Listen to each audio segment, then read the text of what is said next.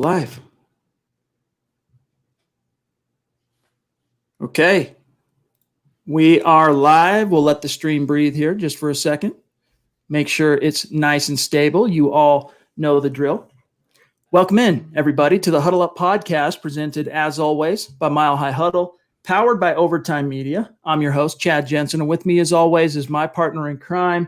You know him, you love him. He is my fellow football priest, Zack Kelberman. Zack, Thursday has come and gone, and aside from a little Washington Redskins drama, or the team formerly known as the Washington Redskins drama, which, by the way, man, they are in the crosshairs right now. There's all kinds of bad press coming out about them and accusations. And I don't know if you heard the Capri Bibbs and Jay Gruden. Love crazy. Triangle, but crazy. Jay Gruden and Capri Bibbs purportedly they had a love triangle with a receptionist or something at Washington HQ that may or may not have led to the grievous injury to Alex Smith. Yeah, that's wild. Crazy world we're living in. It went like he was benched for that game, and on that play he was supposed to be in, but he was on the bench, and the running back who replaced him missed a block, and that's why Alex Smith got injured and probably ruined his career. There's so much coming out of our nation's capital right now, Chad, in relation to the football team there. Yeah. Dan Snyder, I wouldn't want to be him right now. He might be removed from his position. I mean, the play-by-play guy left, the player personnel left. They've lost so many people, and all these accusations. They ran some like porn ring almost with the cheerleaders. I don't want to speculate. It's just whatever crap you can think about an organization and what one person would do, they're doing it. That culture is beyond toxic. It's wild. I was talking to another colleague about this today, and I was saying that, you know, some of it I'm taking with a grain of salt, just a little bit. And I'm not saying I don't consider everything to be plausible, but I'm taking some of it with a grain of salt because they are very much in the crosshairs of, you know, we'll just call them the cancel culture right now. Okay. Yeah. And so you don't know how much of it is perhaps being, I won't say manufactured, but overblown or so. For that reason, you know, I'll kind of wait till the dust settles. But I think this Gruden Bibbs thing at the very least bears some scrutiny for the national media and the Washington media. But man, Bibbs, and hey, at least that's semi-Bronco related because Bibbs, of course, was Broncos college free agent pickup. That's right. That's how sad things are right now, Chad. That qualifies as news for us. A former Broncos running back doing that and whatever's going on there in Washington's crazy. Well, tonight, of course, is our favorite podcast of the week. It's the Mile High Mailbag because Zack and I are your football priests. Each and every week, we are here to offer you the absolution and the answers to your burning Broncos questions. So if you got them, put them in the stream, put them in the chat stream. We'll get to them away tonight. We're looking forward to it. First, though, a couple of quick matters of business, and then there's two topics that I wanted to get to with you, Zack, get your thoughts on. But real quick, before we dive into those, as the show continues to grow, I want to make sure our new listeners know how to connect with us on social. The best way to do it is to follow the podcast on Twitter at HuddleUpPod. That way you don't miss anything as it relates programming, giveaways, polls, the whole nine with the Huddle Up podcast. And then while you're at it, make sure you're following at Mile High Huddle for breaking Broncos news and analysis as it unfolds in real time. And guys, check out the merch store if you're in a position to. Get your swag on, get a hat, get a t-shirt, get a football priest or a Mile High Huddle hoodie or a mug. There's a little something for everybody, as you guys hear us talk about on the show. Just a gentle reminder. And if you're not in a position to patronize the merch store, it's all good. These three things, each and every one of you listening to this podcast right now, whether you're live with us or listening after the fact on demand, you can do these three things. First and foremost, especially if you're on YouTube, subscribe, like this video. And if you really love what Zack and I are doing for you, share it out there and help the podcast continue to grow and reach new listeners and like-minded fans within Broncos country. All right, Zack, the super chats have all just suddenly went off the chain while we were going through those matters of business. I want to get to them, but first, there was one little piece of news, Bronco related, that came out Thursday, and that is from Mike Kliss, to credit the KUSA insider. Rookies report date for training camp to the 23rd. So instead of showing up on the 21st, and camp is supposed to kick off on the 28th if the NFLPA and the NFL can get on the same page with everything, but they're kicking it back 2 days. Not exactly sure why, but amid that news, Zack, was further news today that other first-round picks and other draft picks around the league are getting signed up to their rookie contracts. And still, Zack, there has been no movement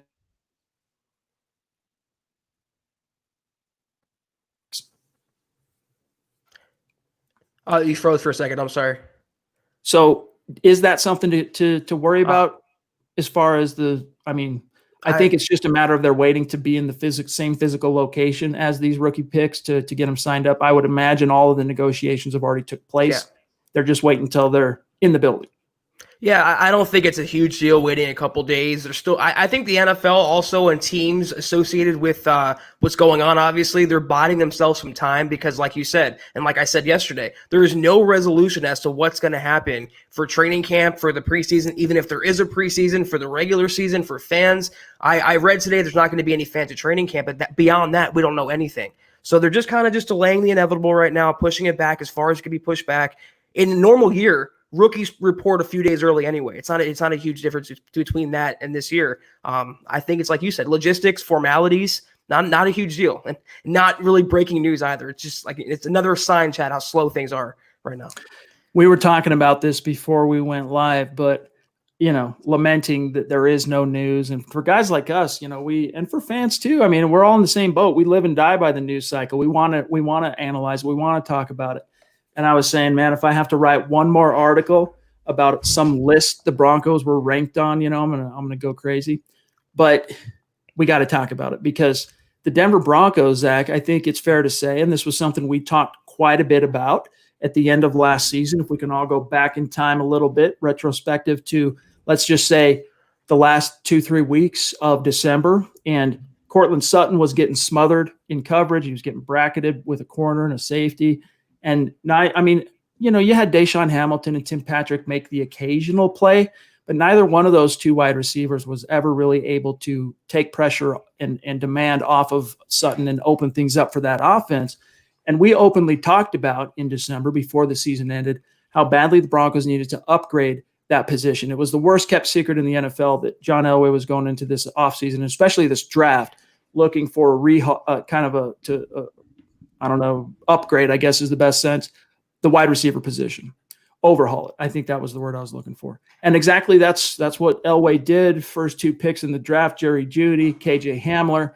Then he drafts Tyree Cleveland out of Florida in the 7th round. And then just to hedge his bets, he signs 2 college free agents, Kendall Hinton, I believe it is, yes, from Wake Forest, and then also from Tarleton State, wherever that is, Zamari Manning. So with that stage being set, the Broncos on paper, Zach, I think it's fair to say, took a quantum leap forward with regard to the quality of their wide receiver depth chart. Pro Football Focus went through and ranked all 32 teams based on their wide receiver core, and the Broncos checked in at number 9. So according to Pro Football Focus, this is a top 10, a top 9 wide receiver core. And I just want to read to you the summation of what they said here, and then I want to get your thoughts.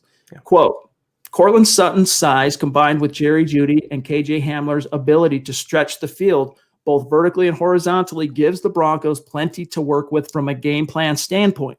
The number 4 spot will be a battle between the 6'5" Tim Patrick, who had a solid 65.9 receiving grade on 30 targets last season, and the third-year receiver Deshaun Hamilton, who's more of a possession option, averaging 9.3 yards per reception in his career. If the 2 rookies develop quickly, the Broncos will have one of the best receiver groups in the NFL, close quote. And Zach, this kind of echoes something that Chad Ochocinco Johnson talked about a month and a half back or whatever that was, that he's never seen a team with 3 bona fide number 1 wide receivers, and he thinks the Broncos are just that. So do you think that's a fair summation of the Broncos at this stage, on paper anyway, being ranked at number 9?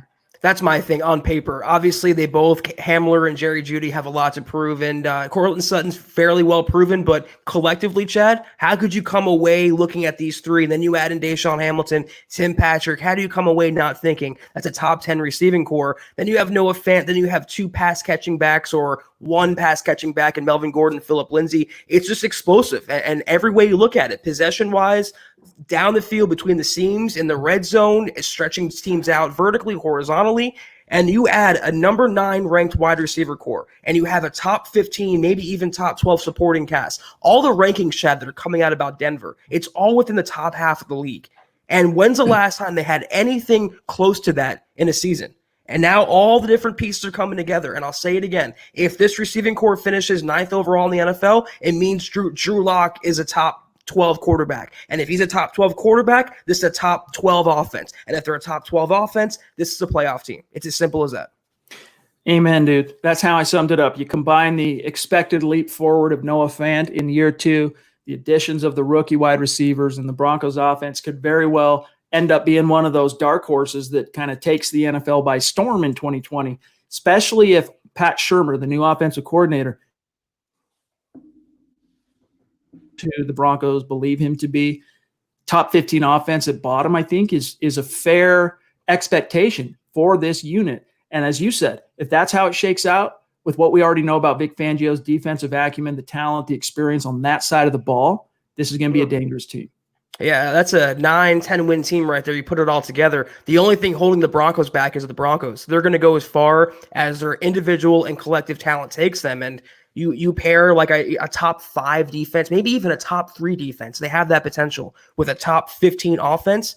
I mean, that's a well-rounded team. Like we've been saying, not a lot of other opponents want to face come January. Well said. We got Cali Dave jumping in, one of our Super Chat superstars. Really appreciate you, my friend. Thank you, Dave. He says, crazy week, but I'm back. So is training camp still a go? Can't wait. So at this stage, we've expressed some of our anxieties on the issue. Zach, I think, did, especially last night, that it's like, why is the NFL waiting till the 11th hour to negotiate and codify all these issues with the NFLPA when you've got camps scheduled to open literally in 12 days? And Zach, I think the only explanation for why it feels like the 11th hour, and I guess not just feels like, why it is the 11th hour, is I don't envy NFL teams and owners and the commissioner in this regard, because they've kind of had to wait and see what the environment with instead of saying the word that shall go unmentioned, we'll just say CV, okay, how it's affecting the different NFL markets.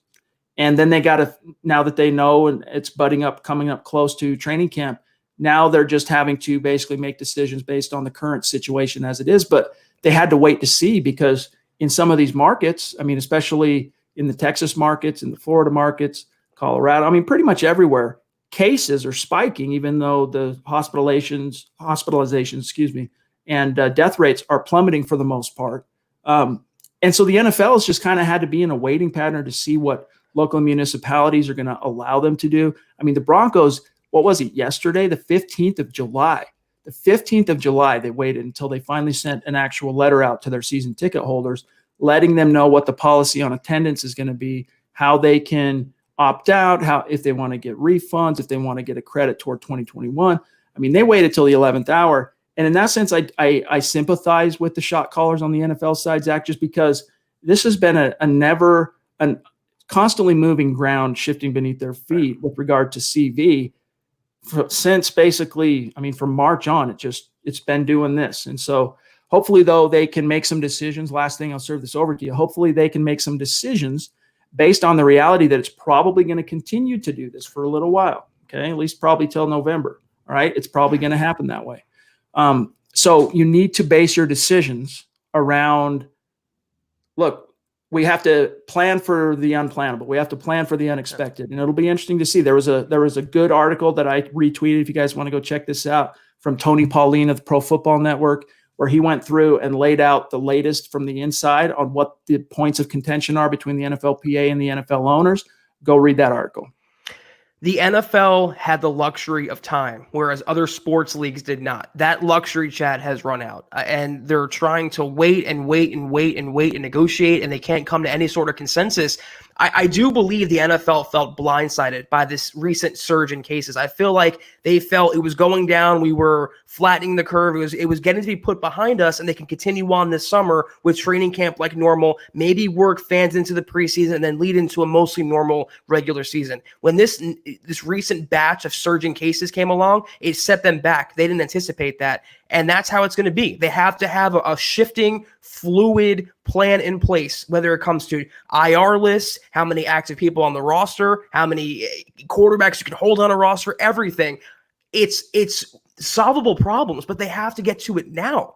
They can't wait anymore. We're 2 weeks away from camp. a month and a half away from the regular season, and we have no idea what's going to happen beyond no fans at training camp and maybe some fans in the stands in different places around the country. Not here, but there, not here, but there. There's just so much up in the air right now, Chad, and it's maddening because we all want a football season. That's the common denominator. No matter where you stand politically, no matter where you stand on CV, we all want football, and it seems like the people in charge of giving us football this fall are just dragging their feet along and taking their sweet time. It's frustrating.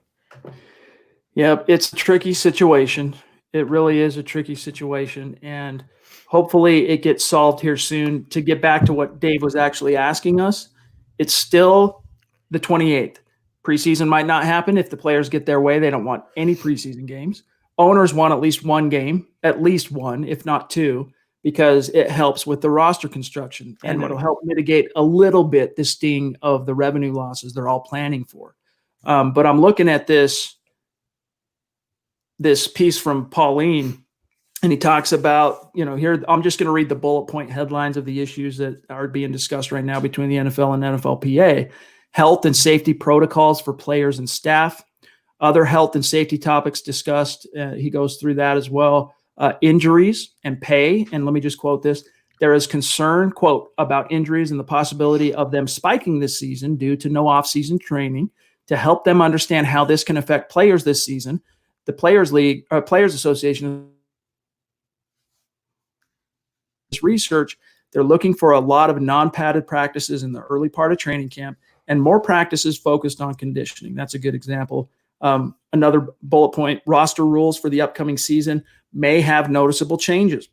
As you talked about, they might need to amend the CBA temporarily to allow for larger practice squads, because as we've discussed on this podcast before, if there is an outbreak, odds are it's probably going to be a position room. I mean, it might end up affecting an entire locker room, knock on wood, hope not, but it could end up affecting more than one person, one player in the same position room. You're going to need to have reinforcements available to step in and play out of the gates, which is why it would make sense. The NFL, though, would have to be willing to pay those additional practice squad players, and they make about $100K right now for being on the practice squad. So that would, in other words, it's an ask. The players are asking the NFL to do something that is beneficial to the players financially, but Zach, it's also beneficial to NFL owners to have that contingency plan in place. So I would recommend, guys, we could go through this. NFLPA wants players to have choices this coming season. They're talking about the economic effect in terms of the players want the NFL to, whatever the revenue loss is this year due to fan attendance expected to be down. Quote, and NFLPA leadership stated that few or no fans in the stands means the revenue from 2020 could go from $16.5 billion to $12.5 billion. Of course, so a $4 billion drop. Of course, the 2021 salary cap may be negatively affected if this happens. And this is something that affected, no doubt, the Justin Simmons negotiations on some level anyway. Because of this, the NFLPA is engaged with the league and is looking for ways to minimize the impact on next year's salary cap based on a shortfall of revenue this season. They want to, the NFLPA, spread out the shortfall of revenue, Zach, during the 2020 season over the course of the entire remaining CBA. So instead of it just hitting 2021 all at once and then you move on, they want that, whatever that shortfall is, to be spread out over the ensuing 9 seasons. I don't think people realize how much that is, Chad. That's a quarter of all revenue they stand to lose from 16 to 12. That $4 billion is a lot of money. And the NFL and the NFLPA, they all want money. They all want to they have different positions, different stances on how they should be paid. But it all comes down to money. That's why we're going to have this season. We're going to have training camp. That's why they're fighting for a preseason game. The owners want to make back the revenue they're going to lose. Millions upon millions of dollars, and collectively billions of dollars lost. It's so much money, and it's incomprehensible to think about in any other year, Chad. If we would have told you that the NFL is losing $4 billion, we would think they're folding up. They're going the way of the XFL. That's how significant the CV has been, the impact on the sport. And that's why these questions had to be answered before July 16th at the earliest. It's just a little slower than I would have preferred. That's all. I'd like to still be able to go through some of these points as we kind of organically navigate the conversation and see what's on. I mean, this is the mailbag, so we're going to get to the questions and the supers right now. But as we go through it, I want to go back to it. There's a few other points I want to get your thoughts on, get the community's thoughts on. But I want to grab Brian here because I know he wanted us to, I saw this after the fact. He wanted us to get this question last night. He says, bold take, Drew Lock's career will surpass Patty Mahomes. Thoughts? Zach, the thing is I think it's great to have orange-colored glasses on, and every fan should have, at some level, an optimistic outlook on your team. I mean, that's just the way every fan should be. But Patrick Mahomes, up to this point in his career, 3 years into the league, he's now in his 4th year, has achieved at a level unprecedented in the history of the NFL. Yeah. So to say that to expect Drew Lock to outshine him, the odds of that, as much as we all think Drew Lock's the truth and and we all believe he's going to be a good player in this league, the odds of him being at that or exceeding the same level of Mahomes, it might be a bridge too far today. Now, if Drew Lock gets into the 2020 season and lights it up, and we're talking 40-something touchdown passes, 4,000 plus yards, and just then maybe he's onto something. But we got to wait till there's a little bit more of a sample size.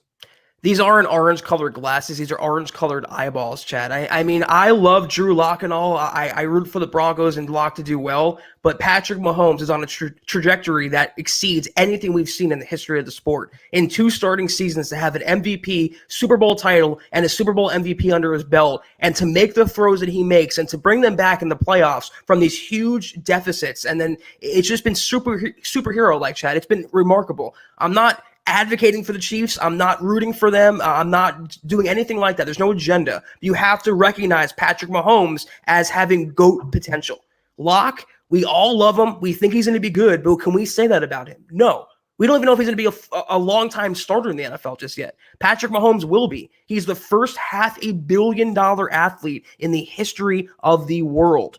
Is Drew Lock, he's on his rookie contract making a couple $1 million a year. There's no comparison right now. I love the optimism. Lock can be very, very good. The Broncos can challenge the Chiefs, but to say that, it's beyond bold. It's a little on the comical side. Have you ever seen the movie Slapshot, the old hockey movie? Yeah. Anytime I hear that phrase, challenge the Chiefs, I think of that locker room scene.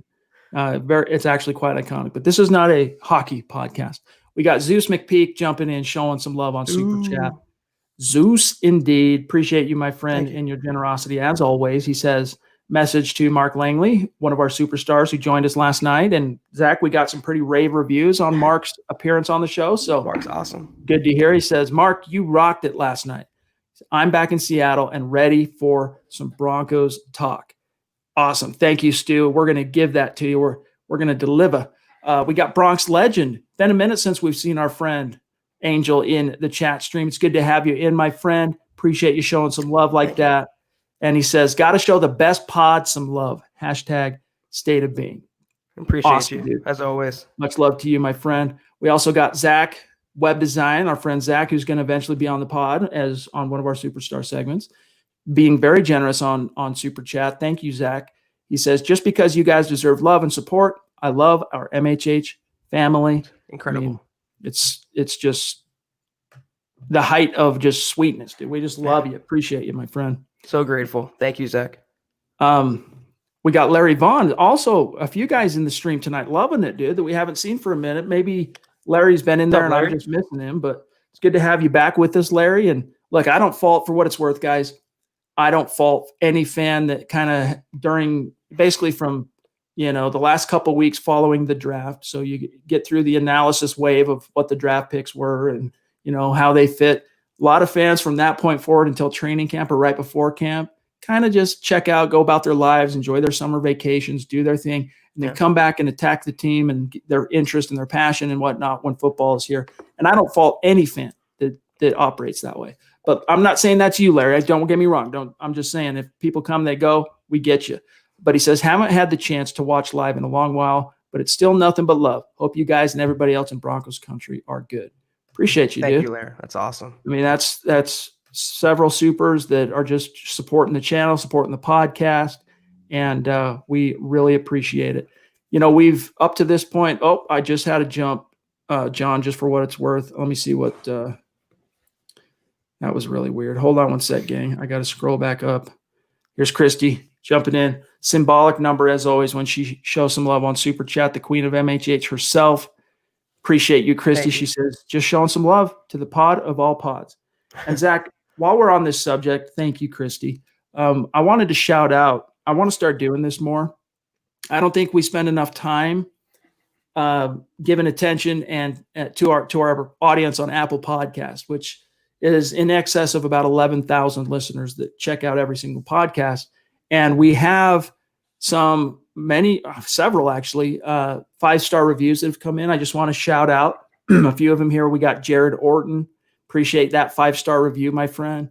Chris Funk, who said 5 stars, says best Broncos pod. Really appreciate you. SMTech17, hashtag state of being is the title of his review. 5 stars. Really appreciate you. And then we've even got one that's Iowa Banker 40, 5-star review that just simply says 5 stars, simply the best Denver Broncos podcast available. So there's a few other ones that preceded that, like Colt 357. Shout out to you, Mile High Magic. Anyway, we want to start being able to weave our Apple Podcast community and audience more into what we do here on the podcast and in the live stream. So shout out to you guys. Thank you. Glenn, appreciate you jumping in, my friend. You've got the man cave to end all man caves. Very impressive. If you guys don't know what we're talking about, go to, hopefully you're following MHH on Instagram, but if not, make sure you're following on Twitter and go find that image we sent out of Glenn that he sent us. He says, so excited for this offensive talent, even young. I'm saying yes. Top 10. Hashtag MHH, hashtag state of being, hashtag Bruce Smith handyman. Where's that coming from, Glenn? I'm trying to see. Am I missing something? I'm trying to think back. Like, where's the context? Are you Bruce Smith's handyman? It's his Hall alter Famer, ego. all-time leader in sacks in the NFL. 200, right? Like right on the nose, if I'm not mistaken. Anyway, Glenn, appreciate you, my friend. Zach, it's a young offense, which puts the onus on Drew Lock and Pat Shurmur. So to me, the question is, we've talked a lot about Drew Lock. The question is, do you have faith that Pat Shurmur can be the guy, along with Mike Shula as quarterback's coach, that can get the most out of these young guys? Well, in terms of Bruce Smith, he's one of Vaughn's mentors. I don't know if that ties in at all, but in terms of the offense, Chad, it's not so crazy. It's a lot less delusional. It's a lot less comical of a take. It's not so bold to say there'll be a top 10 offense. On paper, they have a top, 12 supporting cast, a top 10 receiving core, a top, 6 or 7 backfield in the NFL. It all comes down to Drew Lock and the quarterback. He has the coaching. He has the talent around him. He has the support of the front office. It's all on Drew Lock's arm. But what he showed last year in those 5 games, it wasn't a big enough sample size, but he showed things beyond a normal rookie, Chad. What he was doing in the pocket, his escapability, his sack rate, the throws he was making, changing arm angles, throwing off platform. I mean, he was doing incredible things. And if he just extrapolates that over the course of his career, he's going to be just fine. And if he's just fine, the Broncos are just fine. It's not crazy to think it could be top 10. I don't happen to think ultimately it'll finish that way, but maybe 11th, 12th, they're going to be right there. And pair that again with a top 5, top 7 defense. Scary, scary team.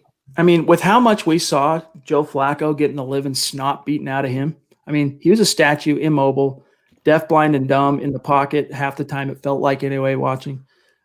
I expected Drew Lock to be pretty constantly harassed. Turns out he was pretty consistently harassed. He was pressured back basically 29th most in the NFL for quarterbacks who had at least 150 dropbacks. But he led the NFL in being the hardest quarterback to sack with at least 150 dropbacks. That's very striking, dude. Very encouraging as a rookie, especially when you have the preternatural gifts of guys like Patrick Mahomes in the pocket. I mean, even Lamar Jackson, that intense, explosive, elusive ability to just, it's hard to get your arms around a guy like Lamar Jackson. Drew Lock was better. I mean, even Russell Wilson. How many times have we seen him just defy like Houdini, just find a way to get out of there and make a big play? What I want to see from Drew Lock on that front, Zach, and then I'm going to grab Robert here, is I want him when he's to make something more out of that time that he buys. It's great that he's hard to sack, and it's great that he buys that additional time. But I want there to be some fruits from that labor. I want to see the deep strikes. I want to see a guy slips behind the defense and he, puts it over the top. So, and I think with the larger sample size and the right coordinator now in Denver, that we will see that. My thing was, look at the people he was surrounded by on that list, Chad, among the top with him. I mean, Deshaun Watson, Kyler Murray, the reigning offensive rookie of the year. Deshaun Watson's a multi-time Pro Bowler. He was already mentioned in the same breath as those guys, and he was doing things those guys weren't even doing. And the great thing about Drew Lock, which I tweeted out there, it's my pinned tweet on Twitter, even if there's pressure in his face, he has the confidence in his arm and the arm talent to deliver a strike. It could be a 70-yard pass down the field or to drop it right in the bucket with perfect accuracy. He really has all the arm talent in the world, and if they just harness that as they should, he's going to be just fine in Denver. All right, so Robert wants to know what's a good name for the Washington team formerly known as the Redskins. Potatoes.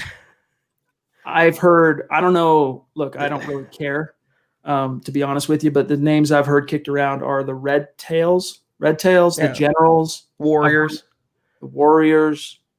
So the Lincolns, the Trumps. I've heard like presidential names, which are never going to fly. No, that's never going to happen. So I don't know, man. But that's we'll see. Let's grab George here on YouTube. It says, do you think if the Broncos drafted Henry Ruggs, they would still have picked KJ Hamler? And if not, then who would have you liked to see? Good question. That is a good question because they're both, I mean, arguably, KJ Hamler's of the opinion he would have ran the fastest at the combine if he would have ran. He has 4.27 speed, purportedly, according to Penn State, who, it's not an objective, source for that information. So, but we've told you guys and shared the story of what Vic Fangio said when he was doing his research on KJ Hamler. It was Vic Fangio was the biggest proponent for the Broncos taking KJ Hamler when they did, because he timed him running a ridiculous amount or a ridiculous speed on a punt return. So do you need two of those type of guys back to back if Ruggs gets drafted instead of Judy in the first round? I don't know, but there are a lot of really good options in the second round, which, you and I were not completely starry-eyed about the Hamler pick. We wanted him to do some other things. I'm trying to think back now. I'd have to go look at the draft selection order to kind of refresh my thoughts on who went there right after him that we were kind of pounding the table for. It's a great question. First of all, it's really thought-provoking. I would happen to think if they drafted Henry Ruggs, given his talent, given his speed, obviously, and given his projection as a number one wide receiver, he would have been a Jerry Jeudy and a KJ Hamler in one. And I feel like the Broncos made it a point to target wide receivers. They would have doubled up either way. But if they drafted Ruggs in the first round, they wouldn't have drafted Hamler in the second. They would have waited to the third or fourth round and still got a speedy guy, but not a premium guy like KJ Hamler. Speed is the only thing Jerry Jeudy doesn't overly have in excess. He doesn't win with speed. He wins with his route running, his technician, his footwork. He wins that way. Henry Ruggs wins with speed. So, again, great question. I happen to think if they did go Ruggs, it wouldn't be Hamler in round two. It would have been a tackle, hopefully. Let me find it real quick. I'm almost there. All right, KJ Hamler. So here were some of the names that went after KJ in round two. Jalen Johnson was one of the corners from Utah that I liked. Trevon Diggs, a corner from Alabama. Let me see here. Some of the names. AJ Epinesa, who I think for most draftniks had a first-round grade on him, the D lineman from more of a true 4-3 defensive end from Iowa. You had J.K. Dobbins, a running back, which, I mean, Zach, you tell me, would you have rather taken like a J.K. Dobbins in the second round or pay $16 million for Melvin Gordon? Chew on that just for a second. Ezra Cleveland. There were some picks just based on team needs. Jeremy Chin, the safety from Steve Atwater's nephew from Southern Illinois. There were some draft crushes that we had that before the Hamler pick was made, we would have preferred to see the Broncos, target. But who knows, man? You can't rewrite history, Zach. Yeah, I would have wanted a tackle in that spot. I don't know if Lucas Niang went before or after Hamler. I think he was a second-round pick. So I would have wanted him or someone like Ezra Cleveland. I would have preferred a tackle in the second round. I don't think Niang went until round 3. Okay, even because of his injuries. Even better than, I would have preferred someone who can play the offensive line and give some insurance behind Bulls and Jawan James. But you're right. Can't go back. Can't be revisionist. Have to just root for Hamler and hope this offense takes off. All right. Let me see what else we've got here. Here's a nice Bulls joke there, Kenneth. Props to you, my friend. Got this one. Sorry, that's my bad. Thanks, Glenn. We love you, bro. John, I don't know. Let's see. Okay.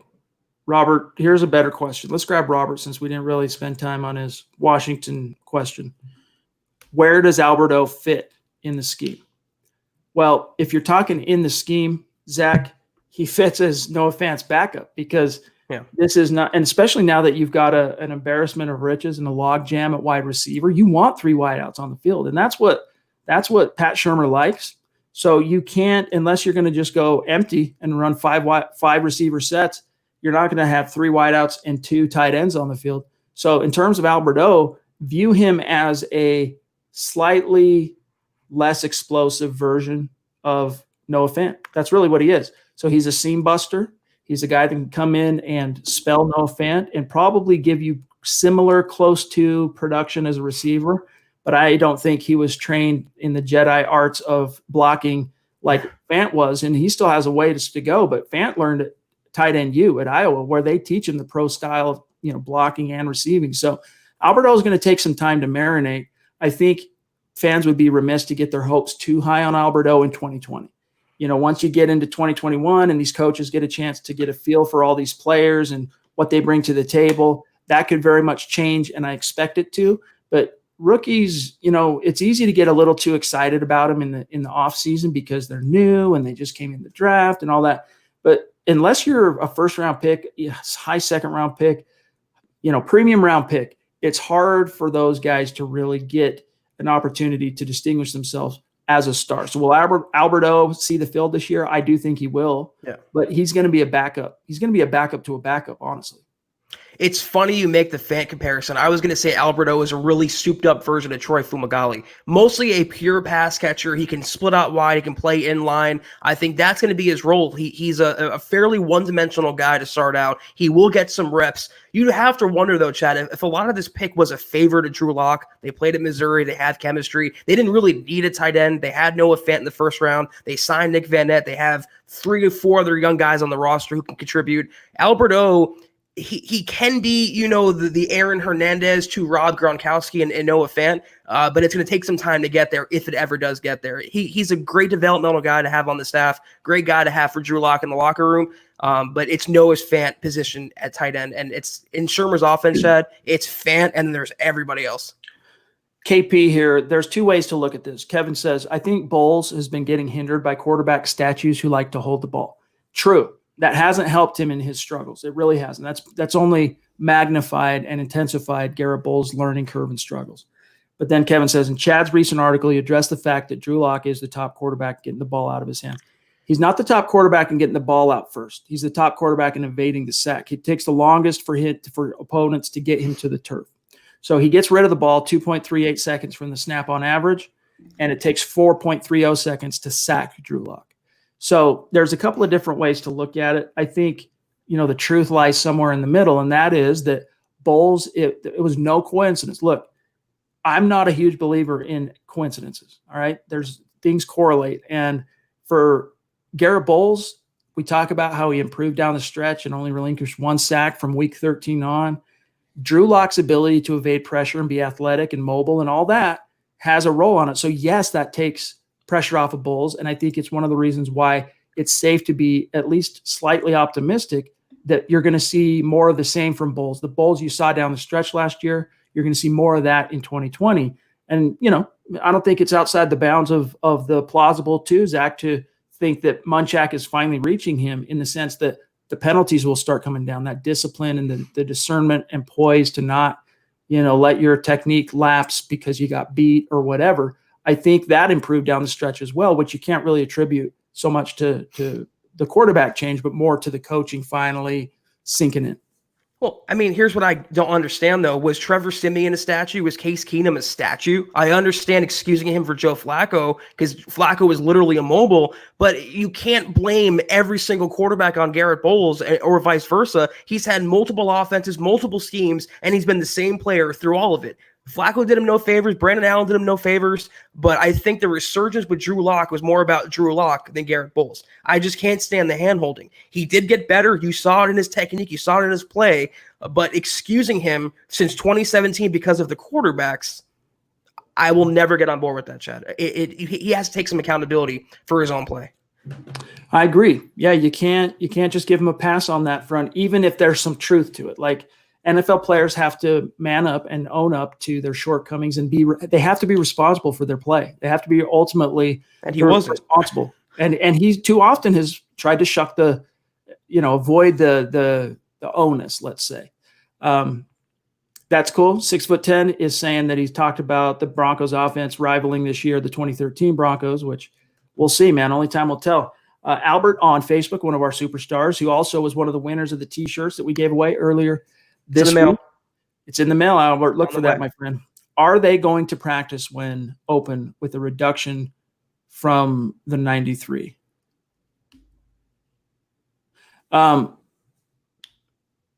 Zach, I might need your help on interpretation thereof. Are they going to practice when the facility's open and with a roster reduction from 93 instead of 90? Okay, so there was a report that they were going to perhaps trim rosters from 90 to 75 if the preseason, in fact, got cut down. We don't know that yet. We don't know if that's going to happen, if that's what you're asking, Albert. And if we're missing the mark on that, just clarify. Clarify your question, and we will absolutely get to it. Bonafide superstar, George, the biggest Queensryche fan on the planet Earth and a massive supporter of the podcast and a huge Broncos fan. Really appreciate you, my friend. Thank you. Another message for Mark Langley. You rocked it, he says, last night. Just showing love for our MHH family. Hashtag Bowls 2020. Very nice, dude. Appreciate you, George. And it's fun being connected with you on Facebook and on social media and getting to see, one of the cool things about Facebook, there's a lot to criticize about Facebook. A lot of young people don't even use Facebook anymore. It's like late 30s, 40s, and above boomers, if you want to call them that, are using Facebook. But one thing I do like about Facebook is for people, whether it's your friends, families, associates, acquaintances, people that you don't see and engage with physically every day, you get a little window into what's going on in their lives. And that's one of the cool things that I enjoy about connecting with our community on social media and like Facebook is seeing what they've got going on and seeing, what they're doing and their family and stuff like that. So that's one of the reasons, guys, reach out to us, connect with us on social. Miller 707 says, I don't think he will, but if Justin Simmons has a down year, does Denver re-sign him still? I strongly feel he's going to ball out and prove his worth, but if he doesn't, how much money do you think he loses?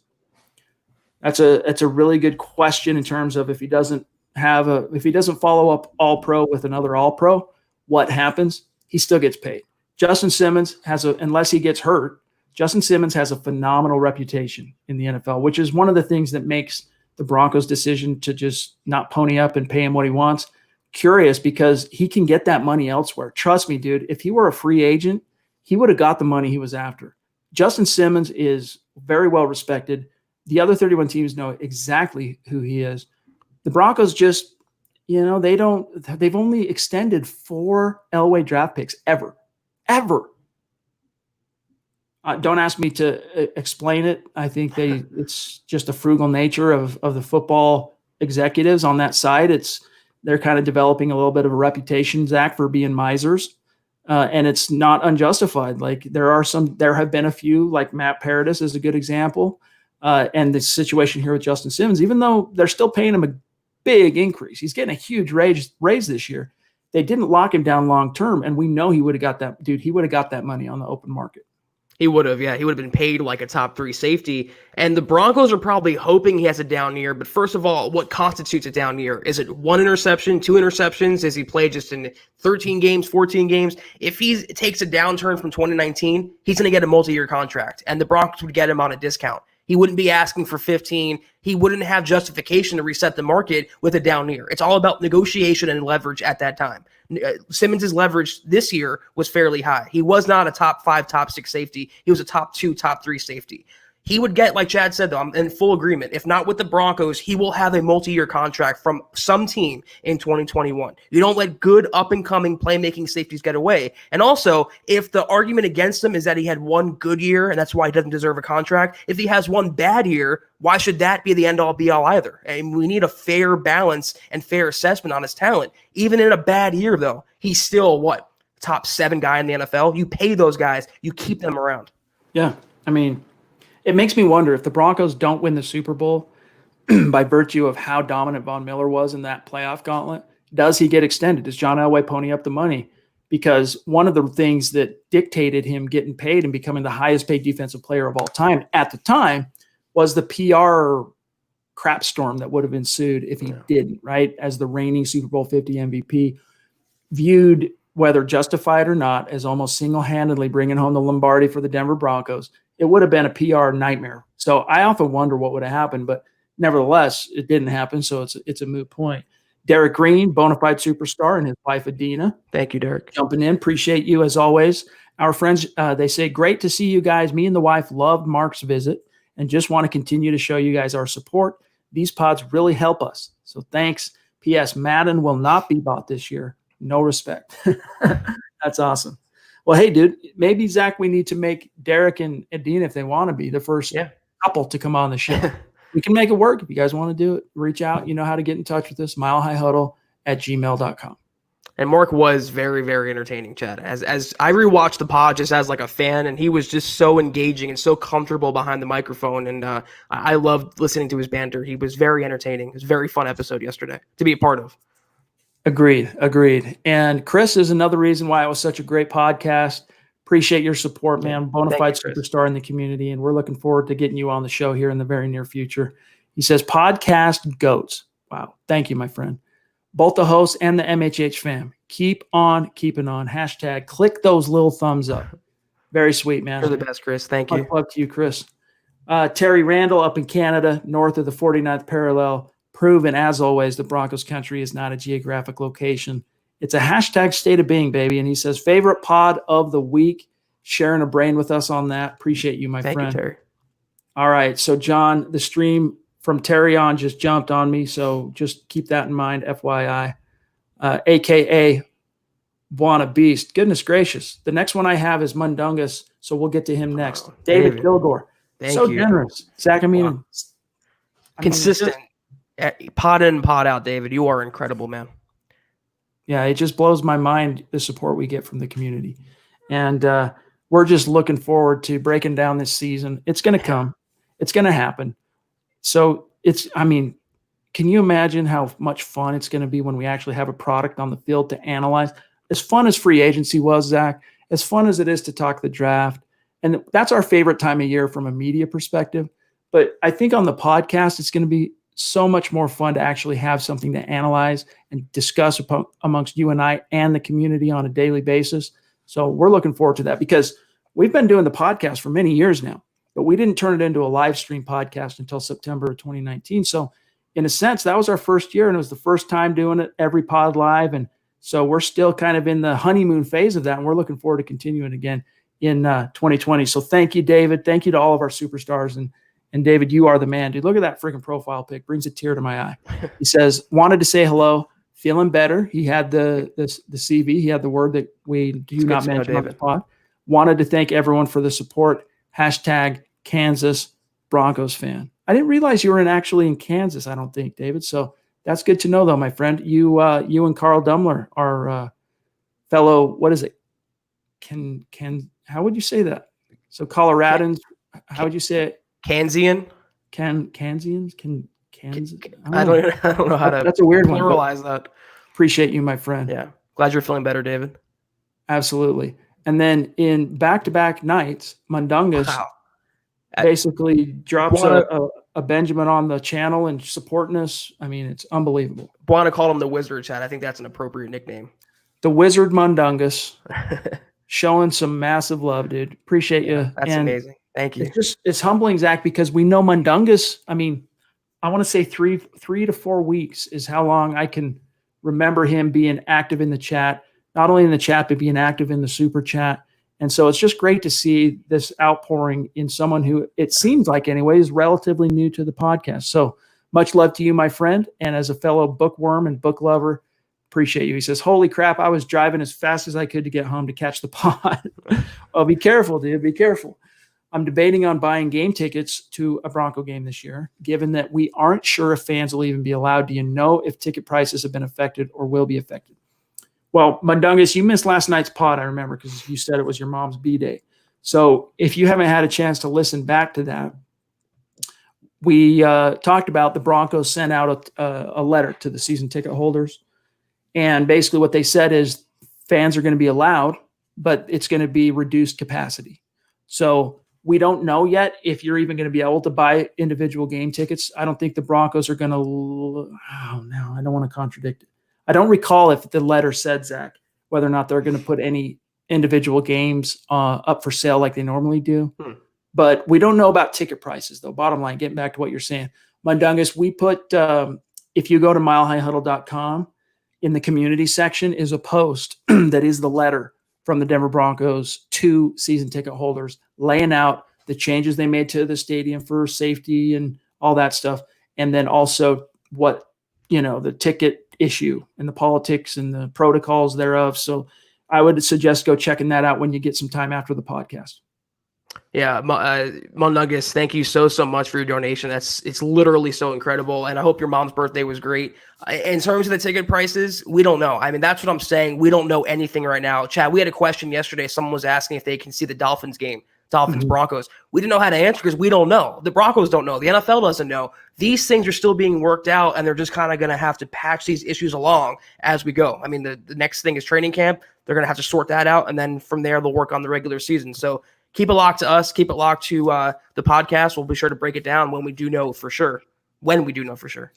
Amen. Appreciate you, my friend. Jillian jumping in on Facebook. We always want to show love to our awesome Facebook audience as well. I wonder which undrafted free agent will stand out the most on offense and defense. So there's only, let's see. Offensively, you got Bellamy, the running back. You got the quarterback who's just basically a camp arm, Riley. What's his last name? Riley from Vanderbilt. Always escapes me. I don't know. Me too. I keep wanting to say Dixon, the punter, but I keep wanting to say Riley Reef. Anyway, the quarterback, and then you got two wide receivers, which I mentioned earlier in tonight's podcast, Manning and Hinton. Of those four, I think it's going to be the running back. I'm actually quite high on Levante Bellamy from Western Michigan. I think he's going to make the 53. If there's anyone amongst this group of undrafted free agents that makes it and keeps, I think this would be 16 out of 17 years. If an undrafted rookie makes the 53 this year, it would be the 16th out of the last 17 years that's happened. I give the highest odds, honestly, to Bellamy. And if you look at the signing bonus structure, which oftentimes dictates how the teams, it's like the next best thing to draft pedigree is the signing bonus figures. He was the highest paid from a signing bonus perspective. On the other side, I'm saying Asang Bassi. You got to keep an eye on that kid, that the 5'9" DB. He can play a little nickel corner. He can play a little boundary corner. He's a quintessential Fangio DB. He might even be able to play some safeties, Zach.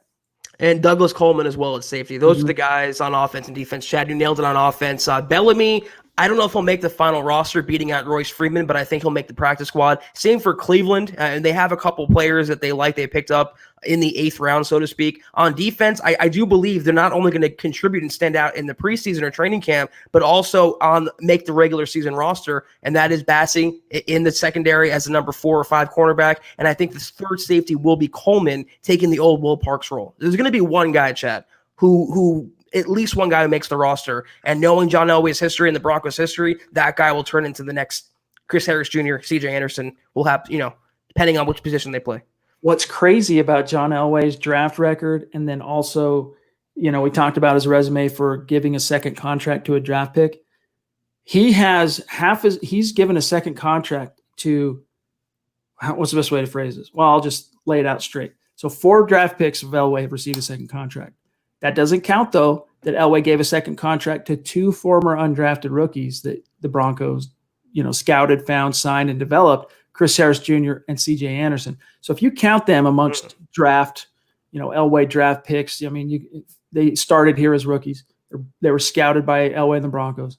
It's 6. But it's crazy to think that almost half of that number of Elway original players that got a second contract were undrafted freaking rookies.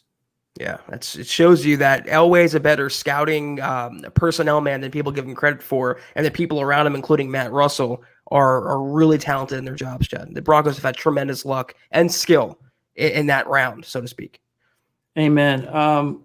That is a very ironic and would be very funny name, my friend. Flippin' Booch.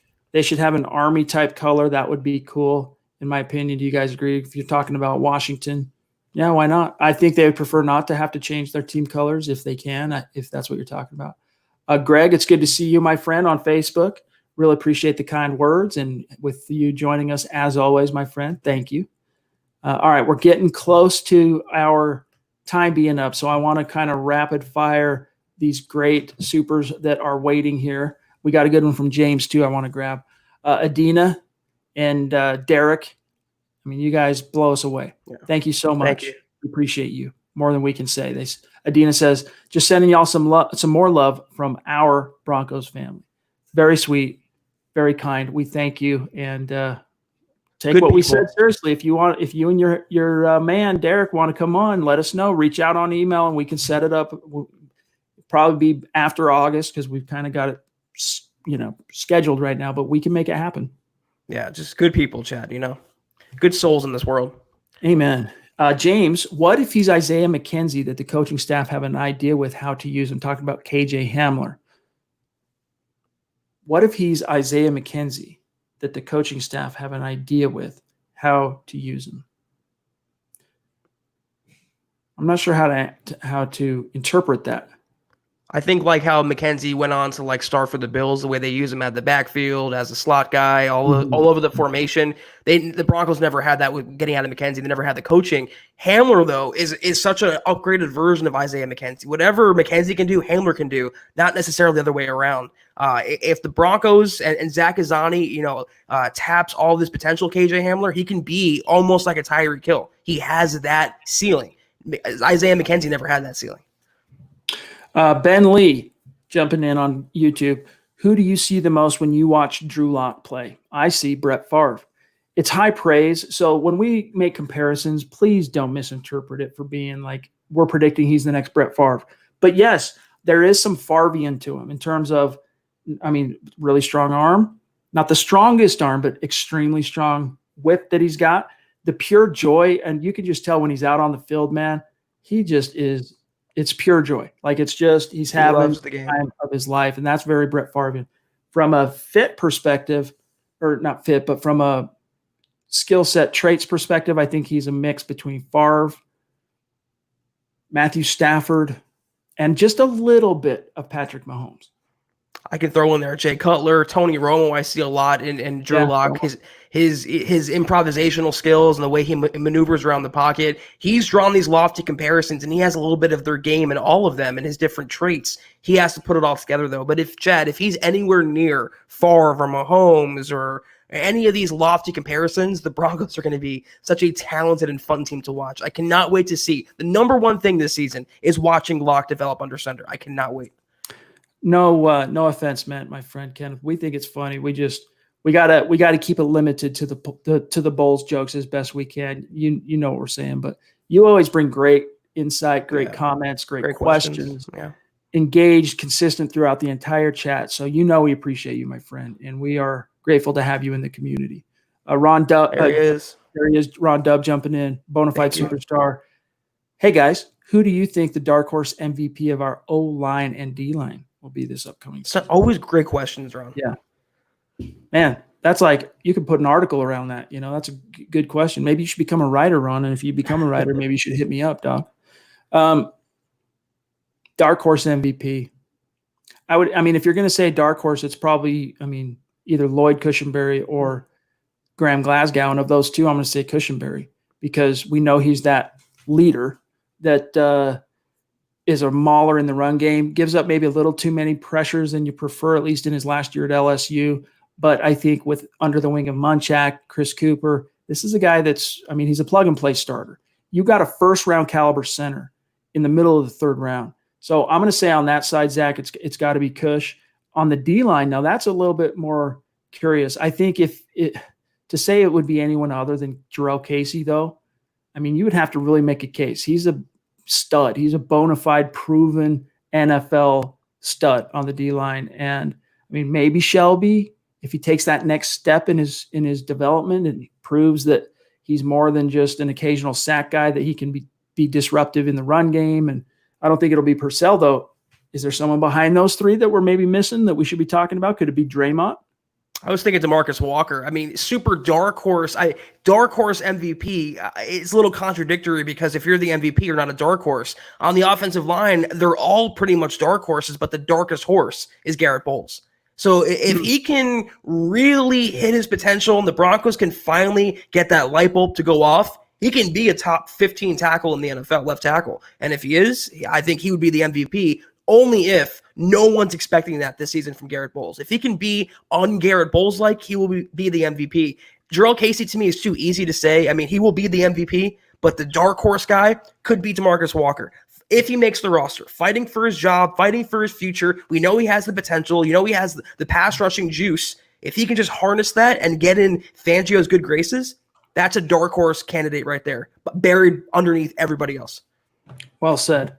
That's a great point, dude. That's a great point. That was not necessarily low-hanging fruit, but when you want to talk about dark horse, although being the MVP. I mean, if Bowles turns that corner, you need your left tackle to be your MVP on the O-line. So well said. Caleb jumping in on YouTube. Do you think Noah Fant can make a George Kittle type jump from his rookie year to year 2? I do think he can.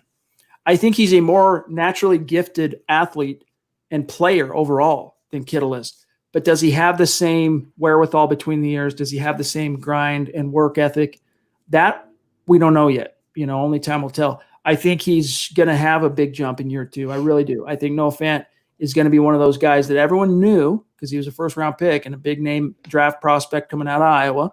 But he's going to be a guy like Courtland Sutton, who everyone knew, but now he becomes like a household caliber name in his second year. Like he's going to be that good. Is he going to be like best tight end in the league caliber, or at least George Kittle, challenges Travis Kelce, I think, for that?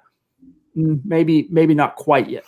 That's where I'm at. I will see a better Noah Fant overall. I think he was pretty good as a pass catcher, but he will improve his run blocking this year and become just a more balanced tight end. But when George Kittle was coming up, no one was saying, is he the next Travis Kelce? Let Noah Fant be Noah Fant. Let's not put him in a box. Let's not make him be something he's not, put all these expectations and pressure on him. Let's let him develop the way he's going to develop. And I happen to see flashes of Rob Gronkowski in him. And if they can just unlock half of that, he will be a much better player in year 2 than he was in year 1. But George Kittle, they're kind of different in a lot of ways, Chad. Let's let Noah Fant be Noah Fant and not make him the next George Kittle. Definitely not the blocker Kittle is, or anywhere close quite yet. All right, Zach, jumping back in. You don't have to do that, my friend. Thank you. You're just so generous. We appreciate you. He says, here's my thinking about our Denver Broncos this year. Other defenses will be confused, or maybe DBs. Either way, other defenses will be confused in coverage. We have so many weapons that they can't double team everybody. # just saying. Yeah, dude, that's the tight spot you want to put defensive coordinators into as an offense. You want to have so many dynamic, potent weapons that threaten defense that it's pick your poison. Last year, unfortunately, because Noah Fant was still in his rookie learning curve and really kind of hit that wall, even though he had a couple of big plays from Drew Lock down the stretch last year, one in Kansas City, one in, I want to say, the Houston game. I might be missing one. But either way, for the most part, when defenses were able to take Courtland Sutton out of the game, the passing offense was significantly muted, and the offensive line just wasn't good enough to carry the day on the ground. As good as Phillip Lindsay is, you just didn't see those big holes. You didn't see those big splash plays as much from Lindsay last year, even though he got his 1,000. So you're going to see that change this year because you can't afford to constantly put the focus on Sutton because Jerry Jeudy, KJ Hamler, and a Fant going into year 2, especially with the way Shurmur schemes, it really is, Zach, a pick your poison. And that's one of the reasons why we're all so excited to see how this takes shape this year. And this is why I'm saying don't run out and predict 1,000 yards for Jerry Jeudy, 1,000 yards for KJ Hamler. All these different weapons are going to work mostly and sometimes as decoys for Courtland Sutton. The one guy that's going to benefit the most besides Drew Lock from all these new weapons in place is your number 1 future all-pro bona fide receiver in Courtland Sutton. He's going to have just a monster year because they can't bracket him, they can't triple him, they can't double him. The question for me comes from the other side. What is Drew Lock going to do when they take away Courtland Sutton, because teams will catch on to that and they start making him a point of emphasis. They put 3 guys on him consistently, let's say. What are they going to do? Where is Locke going to go? I'm interested to see who becomes his standout, no doubt about it, number 2 guy. Is it Judy? Is it Hamler? Is it Patrick? Is it Melvin Gordon? That's where I want to see development from, and that's where I want to see progress being made. But all these weapons, it's going to make it tough on coordinators, but it's such a bonus and a boon for Courtland Sutton. For Life the Rock on Super Chat, and this is another new name to the chat stream and to Supers that I don't recognize. So thank you for your support and welcome to the manger, my friend. He says, answer me this: why are the Chiefs spending so much cash, and how are they doing this? # signed a defensive player this week. Well, first and foremost, you're right that in order to pay out those bonuses, you got to be flush with cash. But what did the Chiefs accomplish last year? They just won a world championship. Revenue are through the roof for them right now. So there's a reason why they have, and depends on the frugal financial management and how that team is run. And I think it's pretty evident that they do a good job of, even though they were close up against the cap, they had it planned and structured. They knew they were going to have to pay Mahomes, and they had the cash handy to take care of the signing bonuses. But, when it's all said and done, it's 2-year window they still have, the way that Mahomes deal is structured. So talk to me once you get beyond 2022, and we'll see if the Chiefs are still able to be the juggernaut that they are now in terms of all that talent. I mean, they're so talented on both sides of the ball. Are they going to be able to sustain that without just crushing it in the draft? That remains to be seen. But Zach, the way that deal for Mahomes is structured, the hits don't really start coming until 2022. So that was obviously evidently their mantra was, look, let's sell out to keep this window for another 2 years if we can. I don't think Brett Veach gets enough credit in the NFL, the Chiefs general manager. He's a top 5 guy, and their cap guy, I don't even know who his name is, Chad, but he does. If you can sign a guy to $500 million and you still have flexibility for 2 more years, if you even have a window still open, if it doesn't cripple your cap, you did something majorly right. They appeased him by tying his contract to the revenue streams and the TV deals. They got their quarterback under contract for a decade. And it's not going to even go into effect for 2 years. And you still have money left over to finesse enough, because the salary cap is an illusion, folks. It's not real. And the Chiefs guy finessed it in the best way possible, and getting your franchise defensive lineman, Chris Jones, under contract for the future, for the long term as well. You got to just tip your hat sometimes to Kansas City. What they did with these 2 players, Chad, is remarkable. And it shows that if the Broncos want a player bad enough, they can always find a way to make it happen. When it comes to the salary cap, where there's a will, there is a way, and you can defer cap hits over multiple years down the road. And so, if there's a reason why, for example, Justin Simmons didn't get that long-term extension, the Broncos could have done it. It's not like they were so up against the cap that there was no options. And even if they were up against the cap, again, we talked about this on last night's pod, the Chiefs started this offseason with not even enough cap space to buy one of their own tickets. Couldn't buy Madden. So anyway, Christy jumping in again, showing some love on Supers. This is the last podcast for us this week. So thank you, Christy. She says, hope you all have a great night.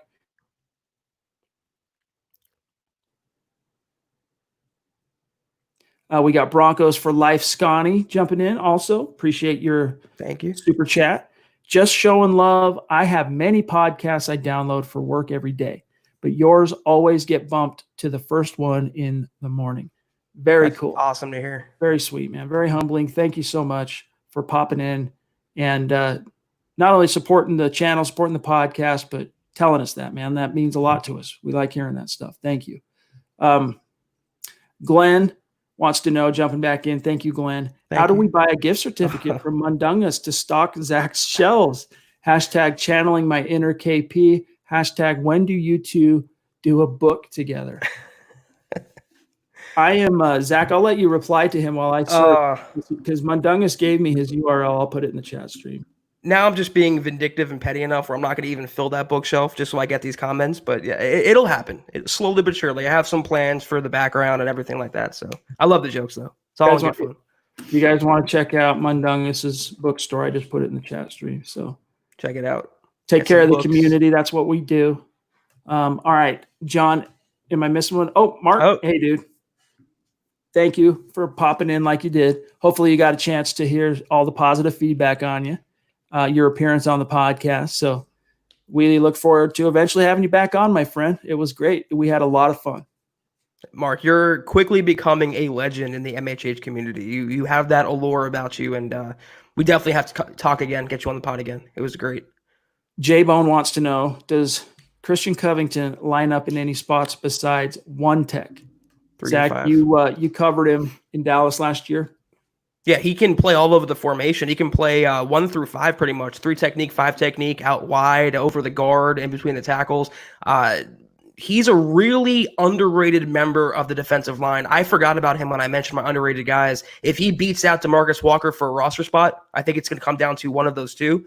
He can be that dark horse MVP. Good against the run, good against the pass. Never really got a shot in Dallas to maximize his potential. If Bill Collar can harness that, Chad, and Fangio can harness that, they might have a really underrated, like almost a Shelby Harris 2.0 in Christian Covington.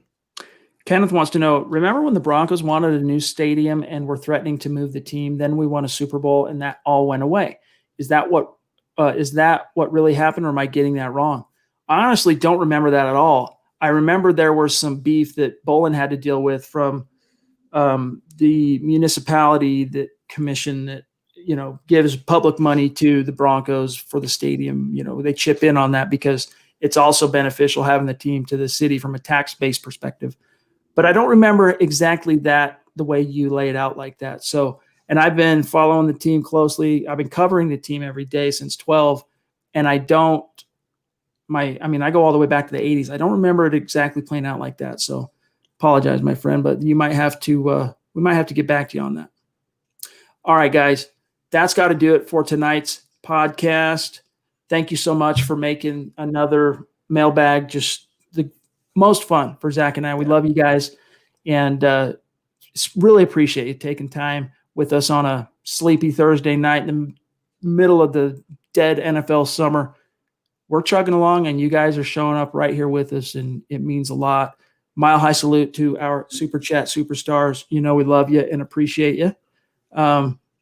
Let me remind everybody real quick before you bounce out to, especially if you're on YouTube and especially right now if you're on Facebook, before you X out, like the video. And if you love what we're doing, share it. And especially on YouTube, gang, make sure you are subscribed. You might think to yourself, I don't need to subscribe. I just hop on, I find it when I want to watch it or I want to listen. But those subscriptions help us in terms of in the algorithm with YouTube. So if you're a consistent and regular listener and you're not subscribed, just small thing. It helps us out a lot to make sure you are subscribed to the channel. And then make sure you're following the podcast on Twitter at HuddleUpPod.